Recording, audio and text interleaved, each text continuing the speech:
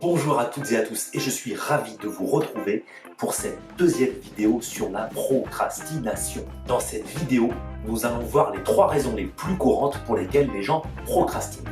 Il peut y avoir plusieurs raisons pour lesquelles les gens procrastinent. Certaines personnes tergiversent sans se rendre compte qu'elles le font déjà, mais que d'autres sont bien conscientes, mais ne prennent aucune mesure pour mettre fin à cela. Nous allons examiner les quelques raisons les plus courantes pour lesquelles les gens finissent par tergiverser plutôt que d'accomplir les tâches comme ils le devraient. Nous allons le découvrir à l'aide des exemples suivants. Premièrement, la peur de l'échec.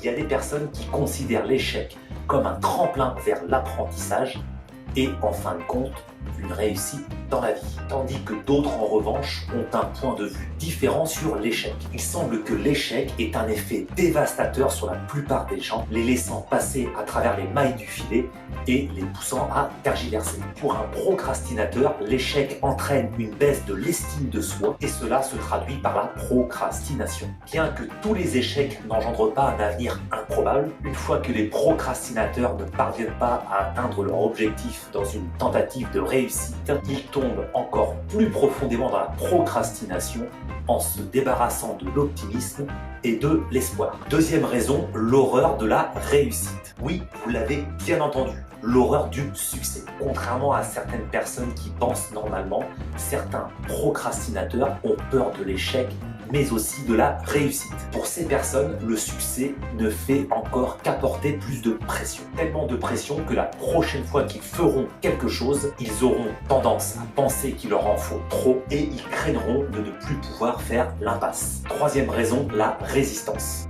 Vous pouvez parfois voir des gens qui ne sont pas persuadés par une quelconque négociation, même si les conditions sont déjà largement en leur faveur. Et ces procrastinateurs rebelles sont assez présents dans la société. Ils retardent délibérément les tâches, entravent le protocole, défient les normes et font vaciller les attentes. La procrastination rebelle peut être le fait de n'importe qui, surtout s'ils ont le sentiment d'être opprimés d'une manière ou d'une autre et que la chance est contre eux. En conclusion, la raison de la procrastination varie d'un individu à un autre et cette liste n'est pas exhaustive. La raison exacte de chaque personne peut ne pas être indiquée car certaines de ces raisons ont des causes sous-jacentes qui peuvent être plus profondes que celles d'un procrastinateur classique.